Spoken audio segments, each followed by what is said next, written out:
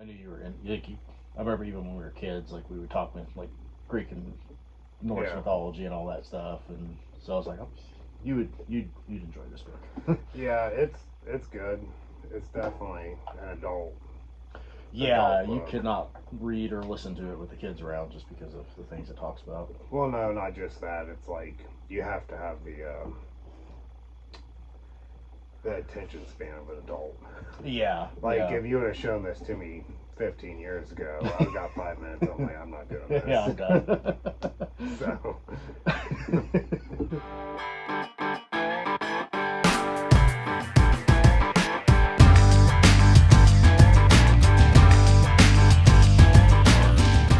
Fail. I hit the record button so we can actually get into it whenever. But, So, yeah, so on Moloch and Baal is kind of an interesting one because a lot of times they're interpreted as the same god, right, yeah, but there isn't a distinction with them because Moloch is considered the god, the destroyer god, or the god of abomination.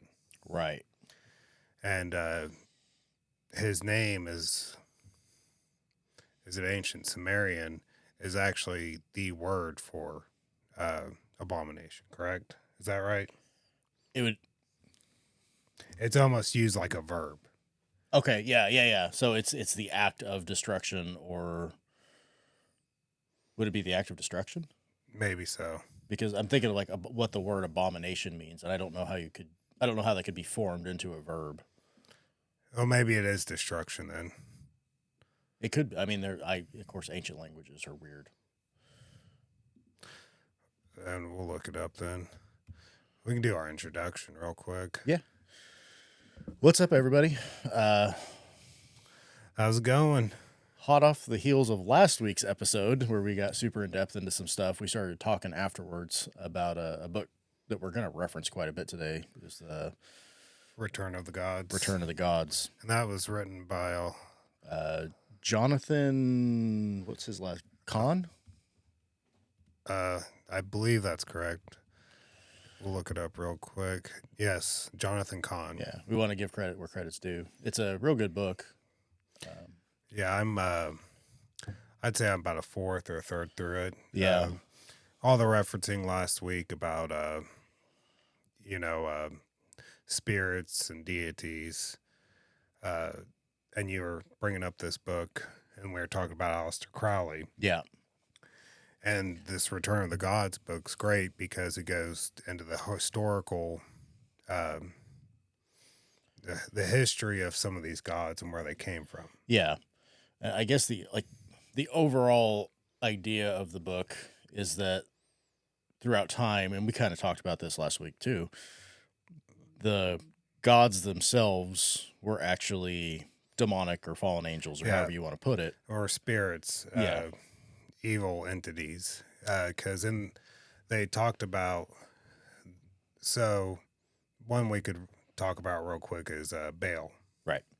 So Baal, another name for Baal would be Zeus. Right. And then I believe also for the Romans would be Juno, right? Is it Juno or Jupiter? Yeah. Jupiter. Okay. Yeah. It's probably pronounced. Well, it's the same. Like, yeah. And then also Odin. Right. Would be another reference for Baal. But right. Baal would be his oldest name, I think, right? From Israel and the Sumerians. Yeah, because there was two of them. There's Baal and then Moloch, I guess. Yeah, so Baal is one of the entities. Yeah. And but he would be the main one. You're right. And but Baal, I think, is his oldest referenced name. Yeah. And one of the things we were talking about was some of the oldest literature on him was they use the word Shaitan. Yeah, Shattin, I think is how it was spelled. Our pronunciations aren't always accurate. We are, in fact, Hillbilly. hillbillies. But you can, if we can get the name Yeah. right, you can look it up. So, Shaden. Yeah, Shaitan. Which, if you look at the ending of that and take a couple letters out, you can see where we get certain other words. So, some of the earliest referencing of your Greek and Roman gods, they were referenced as Shaden by their followers. Mm-hmm. And the word Shadim is an Islamic word that references an evil spirit or a demon. Right. Yeah. And in Greek mythology, they took a few letters off the N, added a T, and we get the word Titan. Titan. And going back to our ancient gods, we were talking about Moloch, I think, right before we started recording. Yeah. The god, one of the Titan gods, Kronos, is a direct reference of Moloch. Really? Yes. Okay. So Kronos in the Greek mythology would be the son of, or would be the father of Zeus and all Aphrodite and all these. And how it went was basically he was ultimately killed by Zeus, but the mother of the gods was giving birth to the gods as they were children. Kronos was eating them. Right, yeah. And some of the earliest references to Kronos was the sacrifice of children. Okay. So that's where the story kind of derives from. Gotcha. Is Kronos, was a children eater. Right. And his followers, part of their rituals was sacrifice of children. Right. And when you go back to the other, if you go back to the Assyrians and stuff, that would just be, was it Baal or Moloch? So, and that's the hard one that technically, so Baal, in some of the history, they did human sacrifice. Okay. For like Norse mythology, he was a hang god. So they would have like a hanging tree and hang people. Okay. And then also in the Israelites, there was human sacrifice. Mm-hmm. But the distinction between Moloch and Baal or Baal or whatever you want to call them, Yeah, I've heard it both ways. That Moloch exclusively was more for children. Okay. Child sacrifice. Yeah. And I know it's referenced several times in the Old Testament about not sacrificing your children to Baal and Moloch. It actually says those names in the Old Testament. Yeah, so that's, and I don't know a whole lot about Moloch. The one thing I find creepy is, that whole Bohemian Grove, the Alex Jones busted that's been around since, as far as we know, what that be the 60s, because Nixon talked about Bohemian Grove. Yeah. I think it goes back farther than that, too. It probably does, but that's the earliest I know of it. Yeah. And they had a statue of Moloch. Which was the owl, right? Yeah, that's one of his imageries, yeah. And that's the thing, to bring that we're going to be bouncing back and forth about is a lot of these spirits or gods, they have different identities throughout history. Mm-hmm. And like I said with Baal or Baal, his earliest name is that, but then he was also known as Zeus. He was also known as Odin. Mm-hmm. I was listening to one on Ishtar on the way here. Yeah. I was trying to catch myself up a little bit, so I had some stuff to talk about. But and Ishtar would be the one of the oldest gods, known for the goddess of like sex, and promiscuity, perversion. Yeah, her temples were full of prostitutes, and that. So in like ancient, when we be talking about like Moloch, that same time frame. Yeah. She was known as like Ashtoreth, Yeah. and then it moved into Ishtar with another version of it, which I think might be Babylonian. And then if you keep going, she's got like 5 different cultures that she's represented in. But when we get to like Greek, we're talking about Aphrodite. Aphrodite. When we get to the Roman culture, we're talking about Venus. Yeah. So, but they worshipped her the exact same way in each culture. So, and she's an interesting one in a way. So, she was the goddess of essentially prostitution. Yeah. And in her temples, part of her, part of the culture of the temple, if you were like, I don't know what they would be called, like the devout or whatever, followers, part of that ritual was you had to perform prostitution at least once in your life. Yeah. And she was the one that brought in the idea of prostitution being a form of currency. Right. Yeah. Which by the way, you can cross-reference that biblically because it talks about the prostitutes at the Asherah poles, which were the shrines to Asherah. So, and that's Babylonian. It's either, it might be Assyrian. Which those cultures were very intermingled because we're talking about a very small part of the world there. Well, the main factor is, at least these 3 we are talking about, there is historical data showing the connection between them throughout many cultures being the same. Yeah. The same entity, same spirit. Right. And Asherah or Ishtar also shows up in Egyptian, which is Isis. Okay. See, I didn't know that. Yeah. And so the interesting thing about Ishtar, in Greek mythology, she was called Aphrodite, and she had a daughter named Eros. Yep. Eros is where we got the name erotic. Right. Yeah. And in the 1960s, you had the kind of the free love movement. Mm-hmm. You had the U.S. culture kind of going away with our traditional values. Right. And so, yeah, and that's kind of what we're talking about with the Return of the Gods is the issues we're seeing today. Yeah. Yeah. In our own culture and the return of these entities. Right. Yeah. And like I said, I was listening on her a little bit on the way here. And when they would sing her praises, like in their hymns and stuff, it talked about she will make a man into a woman and a woman into a man.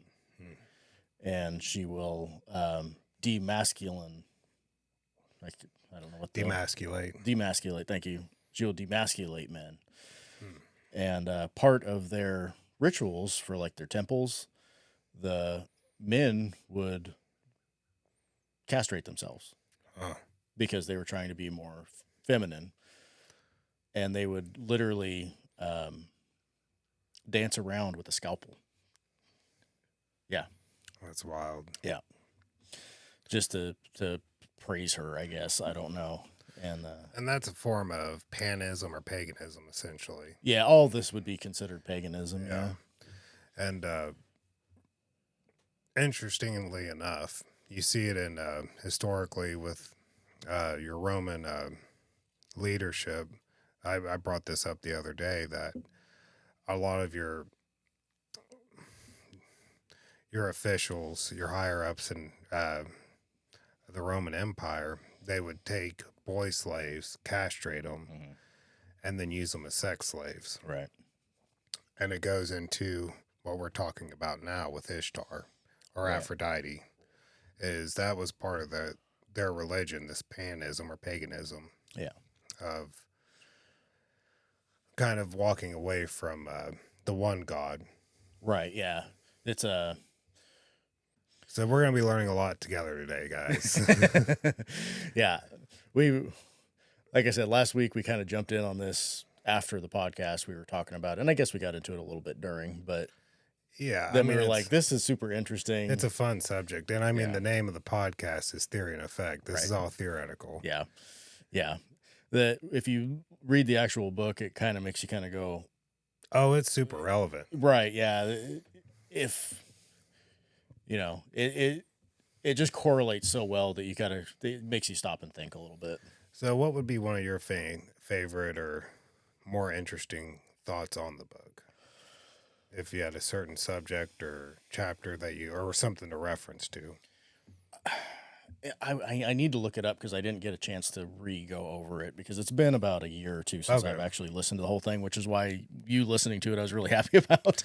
But I double checked some of it. But the Asherah stuff that happened in the 60s with the Stonewall and what happened with that riot is absolutely insane. And we might have to look it up to get a lot of the facts correct.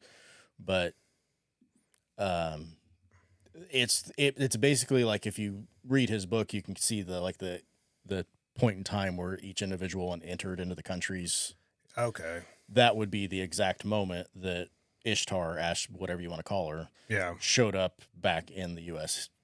And what era was that? 1960s. The 60s. Yeah, it was it was basically a riot that happened at what would essentially be a transgender homosexual bar or club, and then they rioted. And a lot of the things that happened in it, and I can't remember a lot of them, lined up with like how that you would worship Ishtar. So, and that's interesting that it happened in a bar or a club. Yeah. Because Ishtar is also the god of alcohol. Or, I don't know if alcohol is the right word. Intoxication, yeah. Because you also had the drug movement going on in that era, too. Yeah. That was a big movement, too. I mean, it was literally why we have most of the drugs today. Like, in the 1800s, back in the West days, we had people were doing cocaine. They didn't really understand what it was. Yeah, it was. And opium and stuff like that. Yeah. But it didn't become like a popularized thing until the 60s. No. Yeah, like marijuana didn't really exist here until after Vietnam because it wasn't really grown here. They had peyote and some stuff like that. They had hemp, but it was more used for, like making paper and all that stuff. Yeah. And, but yeah, no. The smoking of it had not really been a thing here until after they went to Vietnam. I guess I don't know how that exactly happened, but I know that they kind of came across using it in Vietnam. Yeah. And then brought it back, and then people started smoking. And peyote, like you think about Native American culture, that was part of their rituals. It wasn't like they're running around just getting, blazed out of their brains all the time as a ritual. Yeah, you'd sit in a really hot tent for a while, smoke some peyote. Yeah, which would be part of you talking about Aphrodite or Ishtar or Baal or Moloch. All their religious activities had some form of intoxication. Yeah. Mind-altering substances. Yeah. And I think we've gotten into that before, too, with like the different types of substances that we're like, are they actually opening up a door to somebody else, another realm that we're able to see through? Is that why it was such a big deal to be intoxicated when you were worshiping these things? Yeah, so that's a whole different thing, like when it comes to like DMT, like the big podcast Joe Rogan has, he talks about it a lot and about what they call like a mass hallucination event is multiple people have had the same hallucination. Right. And DMT, they believe which is in us, is what releases in your brain when you die. Right. Yeah. So, kind of interesting. But going into, more, the reason Ishtar or Aphrodite would use some kind of intoxicating substance was usually to trick you or to make you kind of devalue yourself. Okay. It's kind of like when you drink today, you get lowered inhibitions. Yeah, that's so like there's a story of her when she was with another god and she intentionally got the god drunk to steal from him. Okay. She is the god of perversion. Right. Right. You know, like I said, her whole, and you can see it in our culture today, is like you were talking about, away from the one God, the Christian God, Mm-hmm. which we've done it in our churches, we've done it in our government, Our schools. our schools. Pantheism is on the rise, Right. you know, and a symbolic thing you could say about Ishtar being current in our modern culture is the rise of pornography. Mm-hmm. Pause. Yep. All right. Sorry. No, we're good. Yeah, just technical difficulties. It's all good. So, but pornography's on the rise. Right. The word pornography actually stems from Porne. porne. That's right. Yep. Which is porne is it Greek? Yes, I believe so. Yeah, Greek. But porne stems from prostitution, correct? Correct. Because they're one and the same. Yeah, in a yeah, way. yeah. I think it's like the act of public display. Okay. So some of the oldest known texts we have is actually religious scripture from Ishtar, Mm-hmm. and it was what you would deem as pornographic today. Right. Yeah. So, but going back to modern culture is, pornography's on the rise. Mm-hmm. OnlyFans, Yeah. the absence of God. And I'm not a religious person, by the way, but this is just from noticing what I've seen. Yeah. The absence of God is you see eruption of divorce. Right. Well, yeah, because I mean, and a lot of that happens from pornography. Yeah. Yeah, no, it does. But it all kind of works together. This is what this one god is known. Ishtar was the god of perversion. The idea with Ishtar, from what I just listened to, was that she took sex out of the marriage and then made it a public display. Okay. Yeah. I mean, that's pretty much what I've read into is,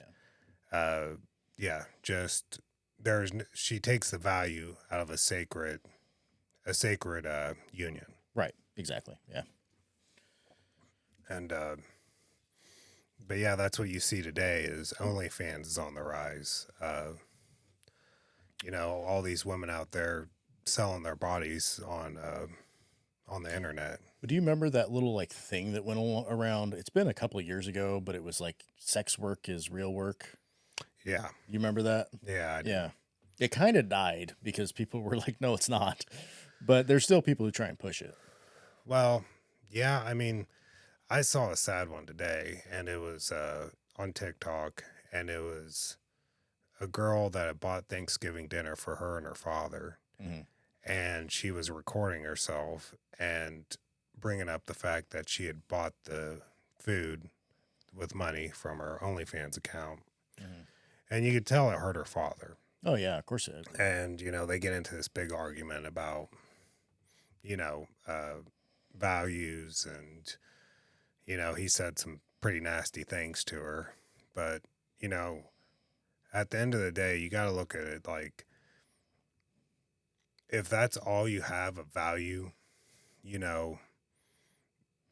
that really is kind of sad. Yeah. And that goes into the idea of Baal. Right. He's the god of prosperity. Yeah. His concept is you worship your own creation. Mm-hmm.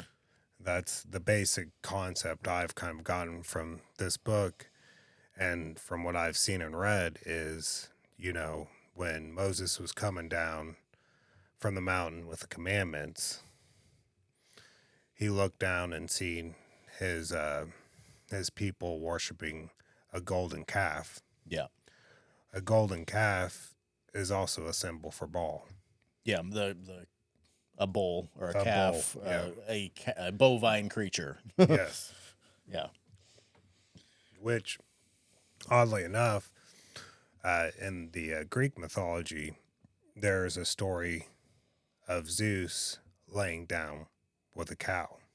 Really? Yeah, so I faintly remember that. But it's almost like it's referencing its own.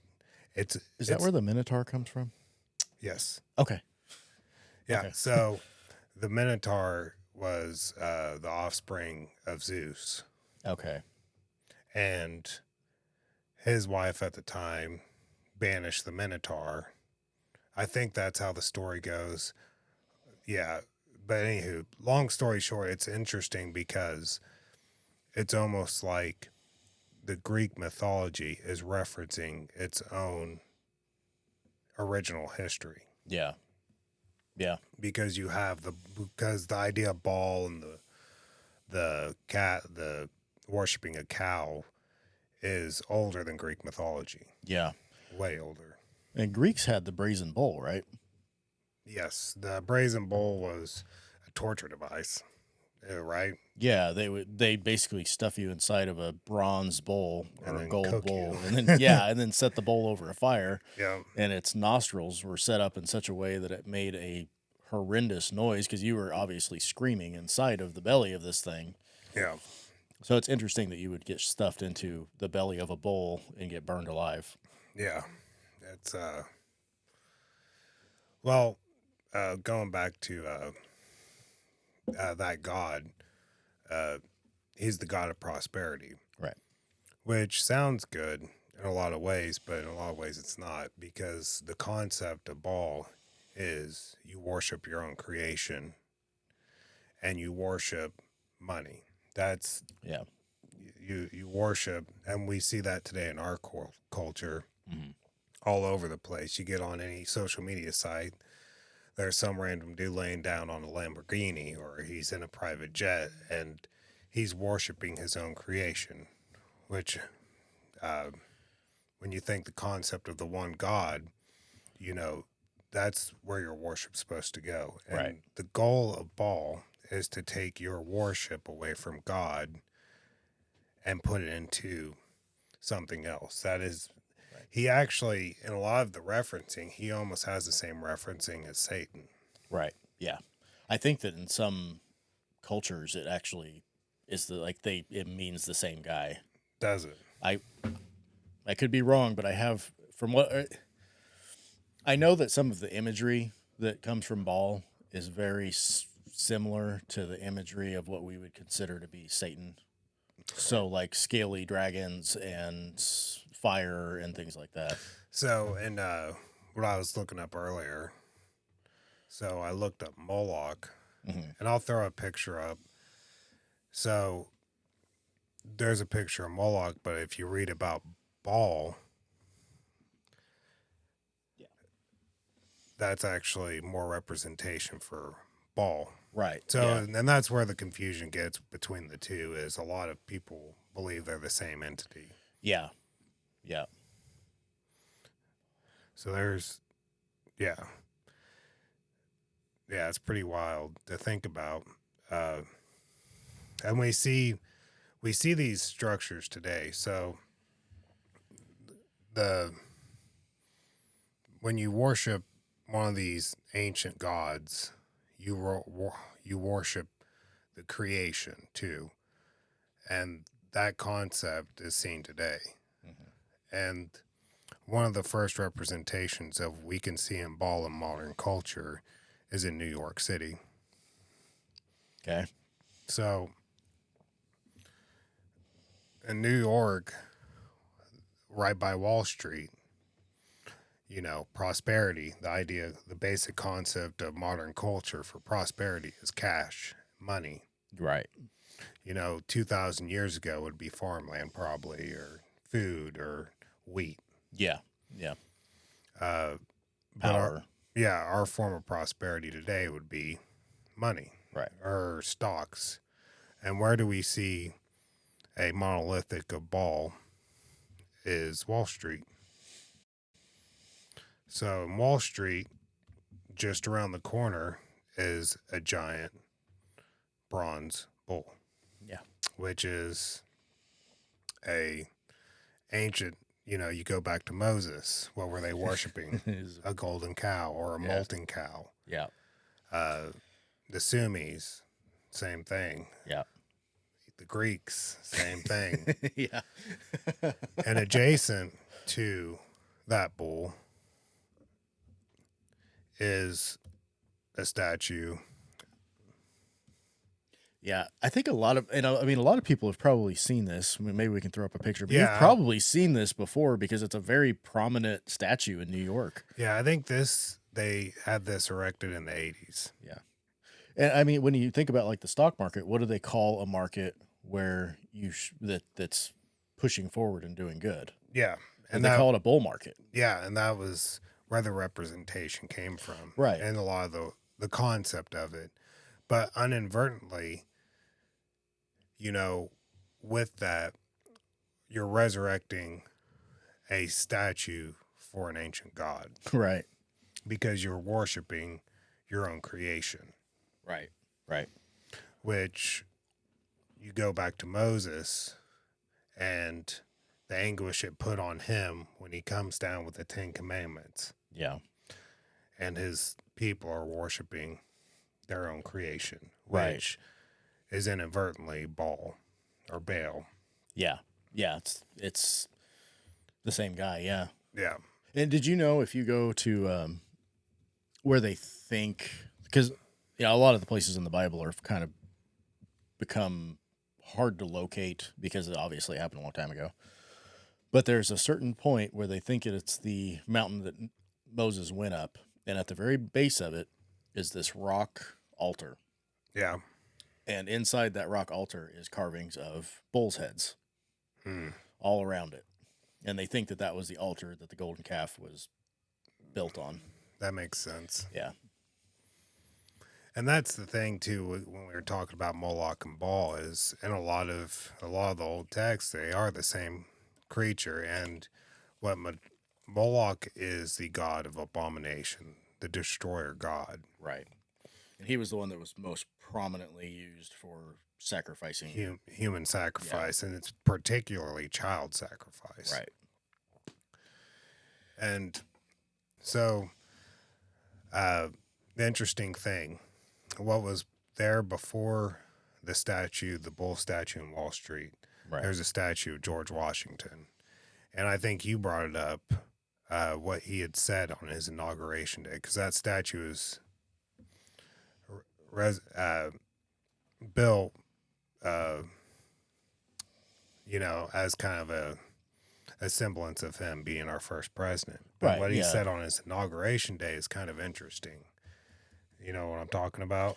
I do. Go ahead with it, though, because I think you've got it a little bit better in your head than I do. So on George Washington's inauguration speech, he basically said, this country will be doomed when we lose the values of our Christian religion. Yeah. And adjacent to the George Washington statue is, in the same city as a statue of Baal.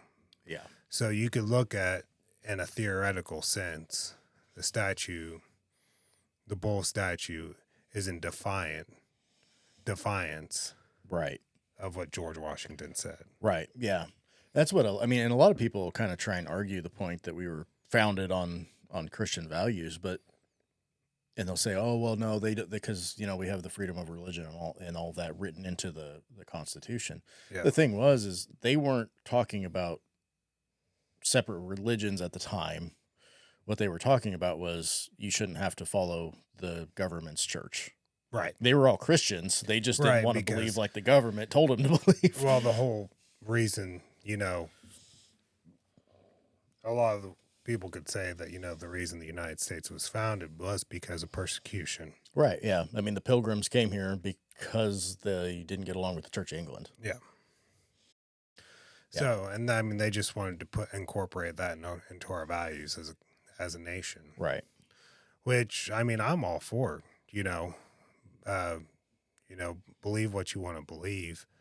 And like I said, this is just, kind of a representation of what could be theorized today. Right. Yeah. And, it's one thing to say freedom of religion, but it's also another thing to force religion on others, which is what we are seeing today. Right. And a lot of people will try and claim that of Christians. Here's the deal with true Christianity. It was never meant to be forced upon you. Right. If you read the actual Bible, I'm not talking, looking at the what the Catholic Church did in the Spanish Inquisition and all that stuff, because they weren't doing what the Bible actually said. What the Bible says is you go, you preach, and if nobody in that town will listen to you, Jesus said, brush the dust off of you and walk out. And it always reminded me of that little thing where, like, after a dog's done with its business and it kicks the dirt back on it and then it walks off. Like, that's what it reminded me of when I heard it. I'm like, okay, I get it, And, the disciples ask, teacher, why do you speak in parables? And he says, because those that will hear me will. It's not meant to be forced on people. It was meant to be followed by the people who would. I think the most interesting thing I found with this book, Return of the Gods, is the basic statement of, so referencing Jesus, is in civilization, Jesus washed away all of our sins. Right. He left us clean, and then we are given the choice to fill him with us or to not. And the issue with that is if he leaves you clean and empty, like it goes into this book, it gives the opportunity for these spirits to come back. Yeah. So, and what you're referencing is directly referenced to in the Bible with Jesus, and it talks about casting out demons from someone. Yeah. And he says, if you cast out a demon and that person doesn't fill that void that's been cast out by that demon with something, in this context we're talking about with Jesus, then 7 more will return. Right, return home. Yeah, because he's using the idea of like an empty house with a burglar in it. Yeah. And removing them, and then if you don't leave anyone else in the house to guard it, then 7 more will just come back. Yeah, and I'll take it a step further with the analogy that I think my theory is Jesus knew that, and he wasn't just talking about man, he was talking about civilization. Right. And that's where we get into the parables. Those who are going to hear are going to hear. Yeah. And that's exactly what he's talking about. Yeah. And then those 3 ancient gods we keep referencing that could be involved in modern culture today would be called the Dark Trinity. Right. And it's Baal, Moloch, and Ishtar. Right. Yeah.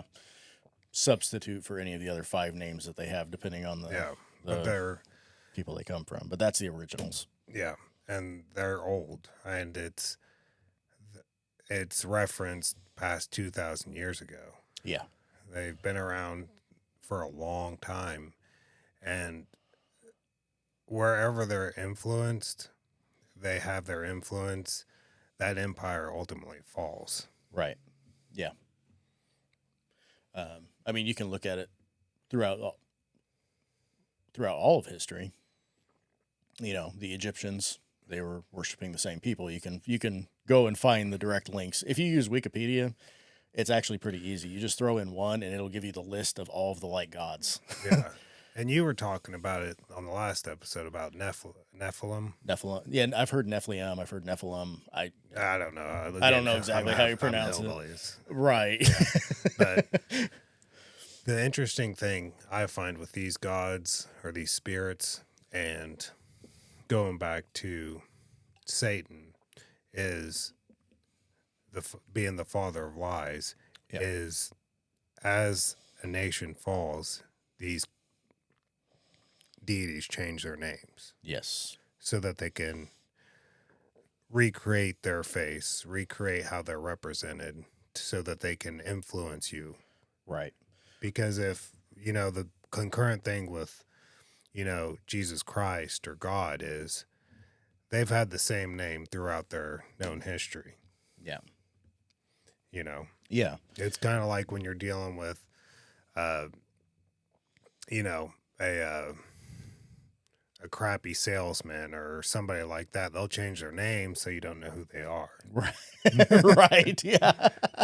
Yeah. Because if they carry the same name throughout, everybody would know. It's like, wait a minute.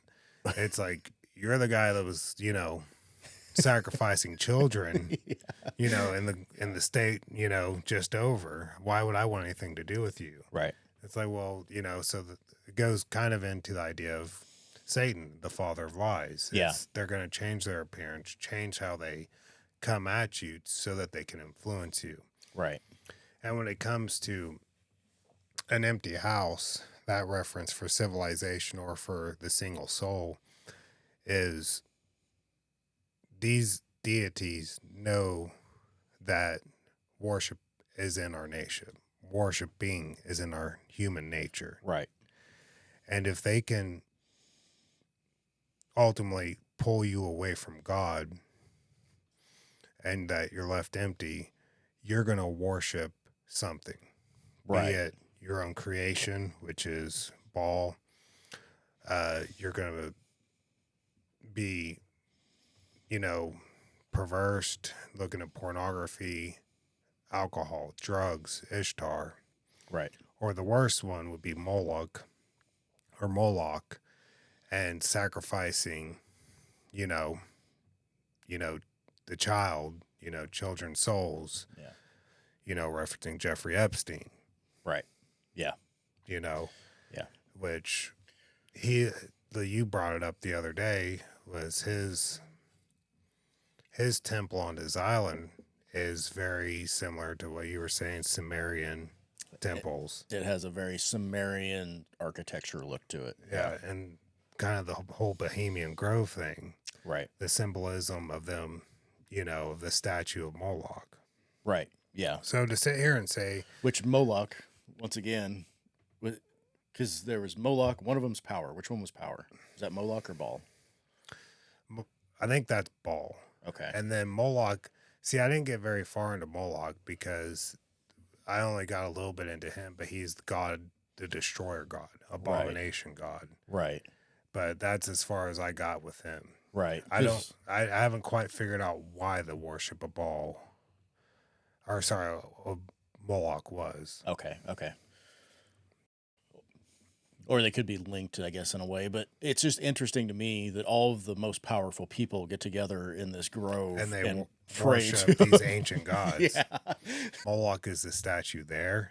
Right. Doesn't mean they're not worshiping a mob. The act of sacrificing a child to Moloch, while, Nixon referenced it, Alex Jones referenced it, there was open sex, which is a ritual for Ishtar. Yeah. The worship of money or your own creation is the ritual of Baal. So, and it clicked back in when you started talking about that. Moloch was another god of prosperity. Okay. The reason that you would sacrifice your children to them, most of the people who did it were poor. Oh, okay. That's where you get the intersection between him and Baal. Right. The poor people would come, and the rich people would actually pay the poor people to sacrifice their kid to Moloch. So one of the things we got going on now is abortion. Who gets the most abortions in the world? Yeah. Poor people. And then you look at the Bohemian Grove. Who are the people worshiping Moloch? The guy who's going to give you prosperity if you feed him a child. You're right. You know what I'm saying? Yeah, people that make the laws. Right. Ooh. Oh God. Yeah. What was that? Remember when a few years ago? Where was it? Do you remember seeing that? They had a statue of like a goat head, like a silver goat head with like a black cloak on it somewhere, and it was a capital, or we can look it up real quick. There is another ancient god who goes with a goat head and a human body, and I think it might be associated with Ishtar. I'm trying to remember. Um, is it Baal?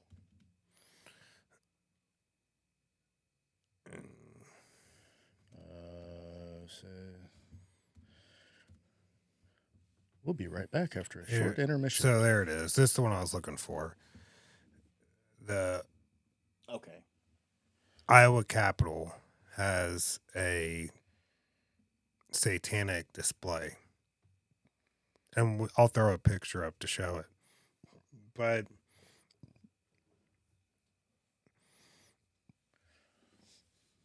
when we think of the general concept of the devil is horns, goat's heads, half man, half goat.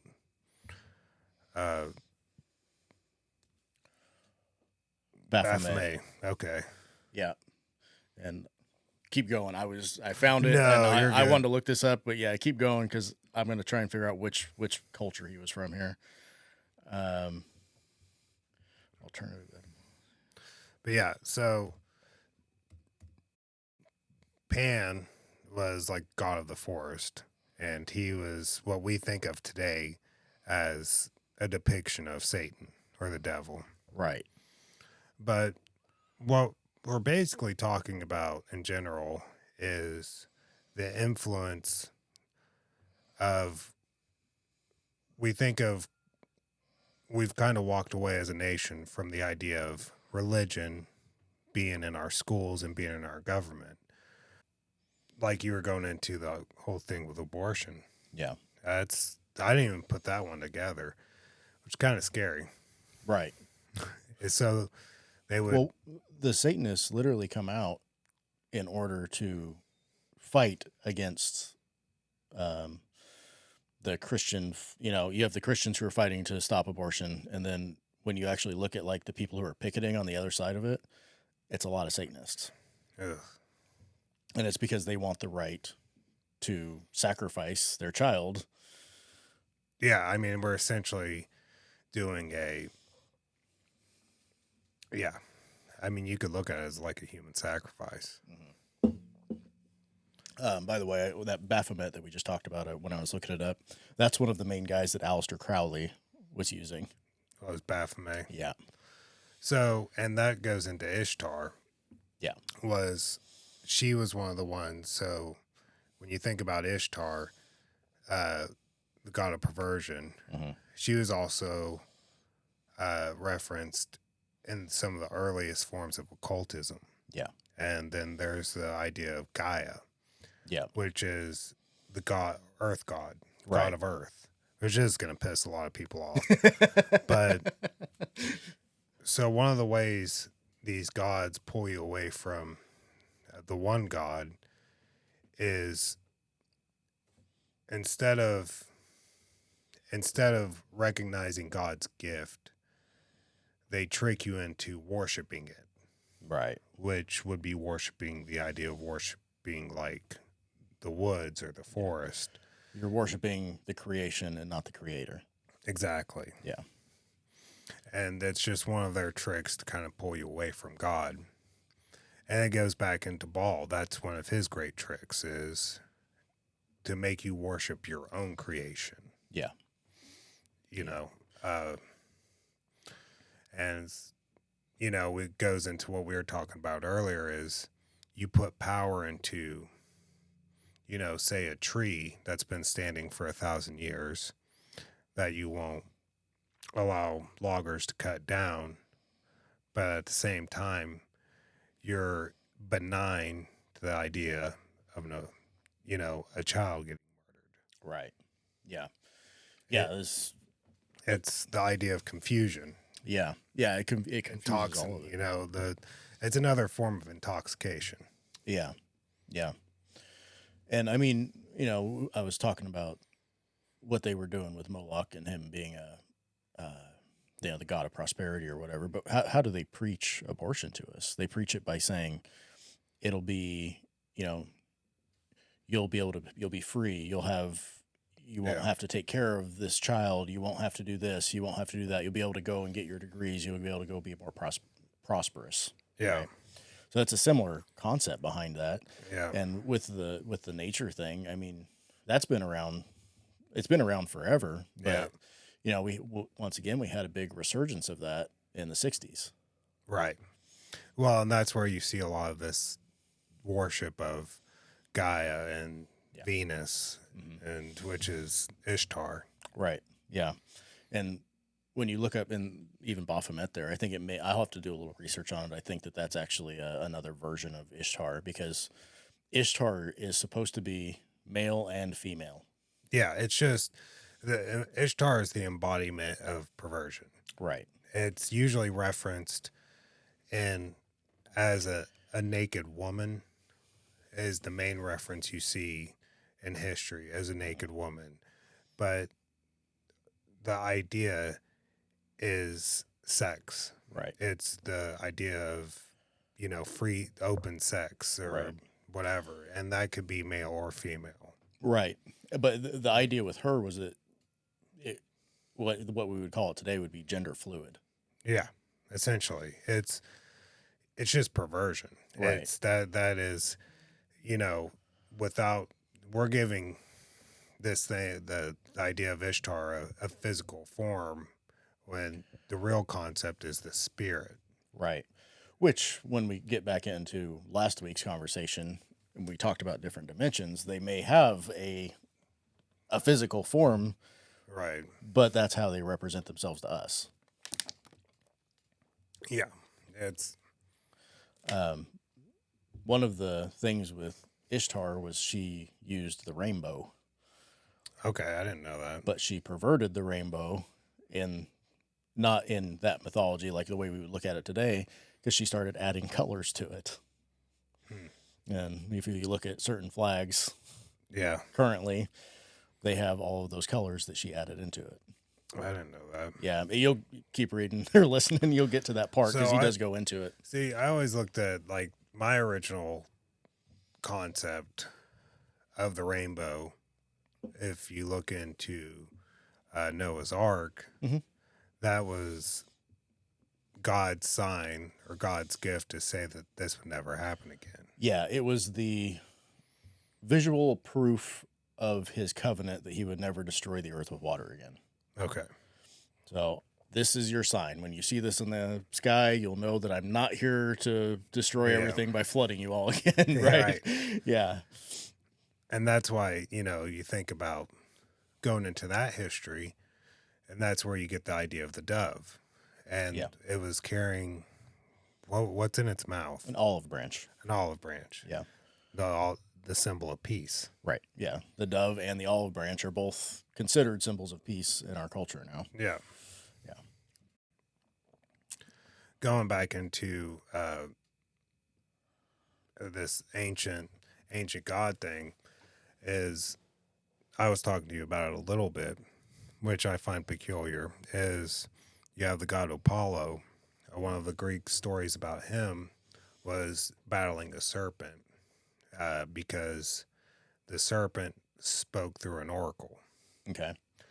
And we can consider an oracle almost like a version of a prophet.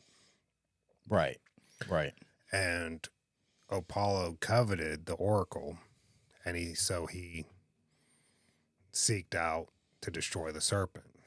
But the interesting thing about this story is that once he destroyed the serpent, he took on the serpent's title.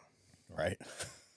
And the oracle spoke for the serpent, or Apollo. Right. And in the Bible, Paul has a meeting with a prophet or a woman that moved and had a serpent talk through it. Yeah. So we have two conflicting stories of where there is an ancient spirit that's possessed a woman, Right. essentially, and a serpent's talking through it. Yeah. It's an interesting thought because if you go back to Genesis, like the very first lines of Genesis, you have a serpent deceiving a woman who creates the fall of man. Yeah. So that's an interesting. And that's where it gets weird and take it for whatever you want, make your own theories. But in Greek history or Greek mythology, the serpent's highly revered. Right. Well, and a lot of them are. You go to Egypt and they worship a serpent-headed woman, basically. But in Christian history, it's always a sign of kind of evil. Right. Yeah. Yeah. So we're going to pull up an interesting image, and I'll throw it on the podcast, but the medical staff of Hermes. And You've all seen this before, I promise, because it's on every medical alert bracelet. Yeah. Almost all the hospitals have it. You'll know it when you see it. And the rod of Arcepoles is where it's derived from, which is derived from the story of Apollo. Stand by. All right. Sorry about that. We had a little bit of an interruption there. But yeah, so you see the influence of the they call it the caduceus, I guess, is the symbol. Right. But where that was derived from was Apollo. Okay. From the rod of Arcepoles or whatever. And that came from that story. Okay. And that story conflicts with a story from Paul, the apostle, right? Yeah. Apostle Paul. Yeah. Yeah. And the interesting thing about the story from the Bible, it's in the same city as the story from Apollo. Okay. So, do you know what book that was by any chance? That came from? Yeah, what book of the Bible it was in? I assume it's from the book of Paul. Well, there's not really a book of Paul. Uh-oh. Paul wrote a lot of Axes, I bet. Acts. Yeah. Okay. So I'm gonna Google it real quick. Paul and the Bible possess. I want to see all of this. There we go. Paul wrote a lot in the. While you're looking it up, I'll explain it. Paul wrote a lot in the Bible. He wrote a lot of what we would consider the New Testament, but he never actually had a book necessarily named directly after him. It was like he did like Acts. I believe he did Acts. I'll have to check. He did Thessalonians, 1st, 2nd Thessalonians, Corinthians. He wrote a lot.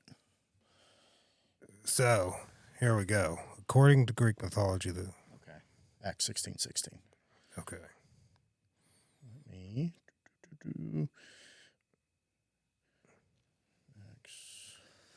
So it's interesting because you have a Greek story, and then you have the confliction of the story from the Bible. Okay. It's kind of wild, isn't it? It is, yeah. So it tells you have two different stories, but the interesting thing to me is they conflict, and it's just wild. I think it's cool because you have the story of Apollo, but God from that is Zeus, also known as Baal. Right. So what you're seeing here is historical data of the influence of these gods intentionally turning the civilization away from God. Right. And then you have Paul also in there kind of trying to fight it. And you could call it like a clash of the gods in a sense. Right. Yeah. Yeah. It's one of the things that we've got like going on today is it's spiritual warfare. And one of the things that turns me off from a lot of churches that are out there is the fact that none of them It's a Sunday sermon and then it's over. Nobody ever tells you, hey, this stuff's going on around you every single day. And Paul's getting chased down the street by, right. you know what I mean? A woman possessed by a snake. Right. So there's that picture. That's appalling. Okay. And then I don't know if there's any pictures of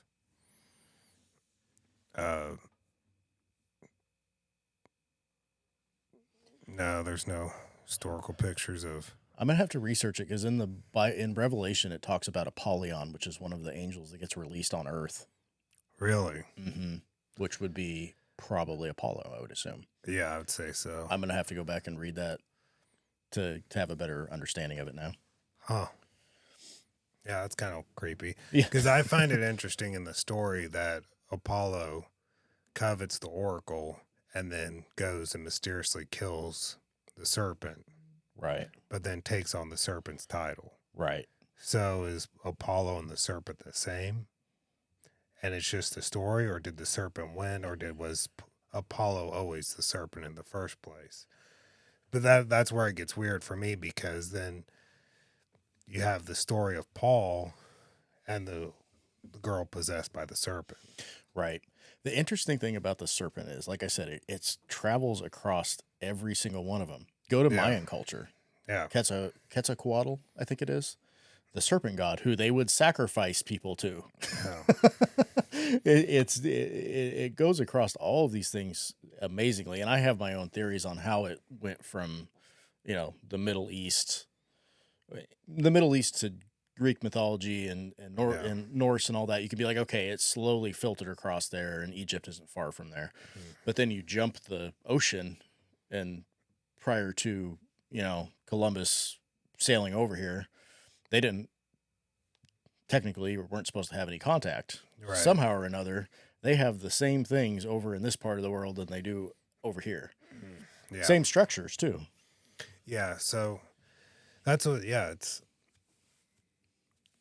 the correlation of the serpent throughout multiple religions. Mm-hmm. And I think we already brought it up, but also there's a unanimous one, which is human sacrifice. Right. With all these religions.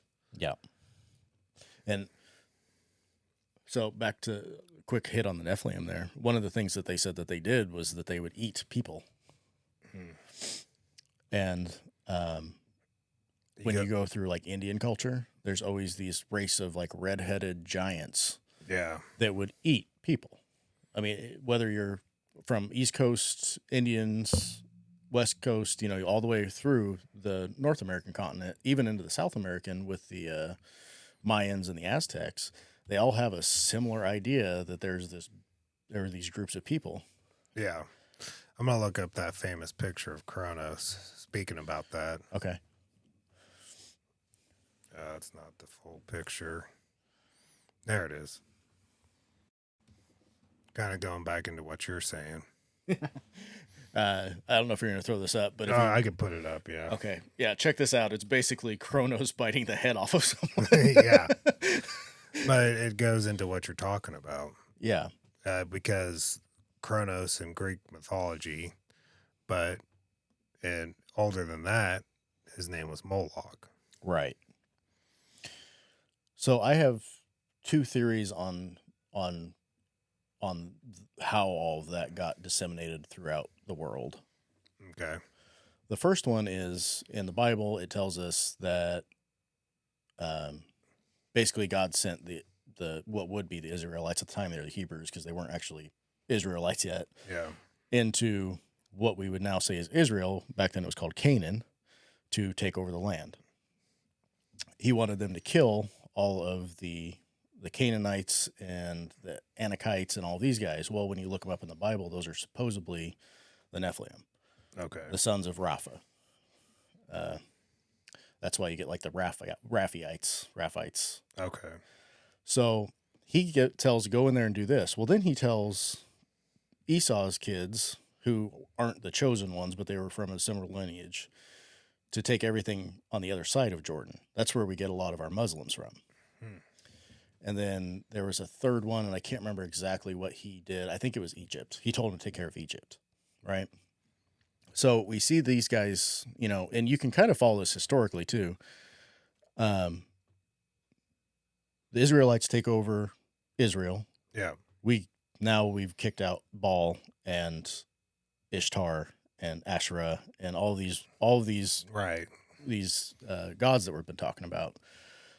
Well, then on the other side of the Jordan, they do the same thing. Then they go down to Egypt. Yeah. And something happens down there where it's over, right? So they have to move from there, right? They've been getting their butts kicked. So where do they go? They go Norse. Yeah. We get Odin. We get Greeks. We get Romans, right? Sooner or later, Christianity shows up over there. Yeah. That gets removed. Well, now they have to go somewhere, right? Yeah. So either A, they hopped the border of the ocean. Yeah. They hopped over the ocean, and now we're in North America. Yeah. So that's one idea. The other idea is that, and there's Christians who will argue this for a little bit, but with the Tower of Babel, when he confused this language amongst the world, Yeah. it says that it would happen in the day of a guy named Peleg, and that in his time the earth was divided. So one of the ideas behind that is that when you look at like the Pangea continent that everybody talks about, Yeah. one of the ideas is that at that point God went, And right, split. right, because one of the thoughts process on it is how hard would it be in a group of, if you're talking about after the flood, how hard would it be in a group of even 5,000 people? If you had one guy with AIDS, right? Yeah. You put him into a group of 5,000 people. Right. And then you have something like Ishtar come in. Right. Everybody's going to end up with AIDS. Yeah. Now think of AIDS as in Nephilim blood. Right. Now everybody has Nephilim blood, and they cannot be redeemed by Jesus because Jesus came to redeem man. They don't have a human soul. So the idea was, okay, you all speak different languages, and now I'm going to separate everybody. Yeah. So that's one of the ideas behind it. Anyways, that's interesting. No, I think we touched pretty good on it. Yeah. I'd say we're probably at our time limit here. Yeah. If you want to hear like a super good breakdown of it, like we said in the beginning of the show, a guy named Jonathan Cahn, it's Return of the Gods. Yeah. And obviously he's a Christian, so it comes from a Christian point of view. Yeah. And this is all just, like I said, this is all theoretical. Right. But you can see there are some facts that could be, said about it, and that's in our culture today. Yeah, there's a striking similarity to a lot of things. Well, you can't deny the history, and that's where I find the most interesting is there's historical data showing that where these gods came from. Yeah.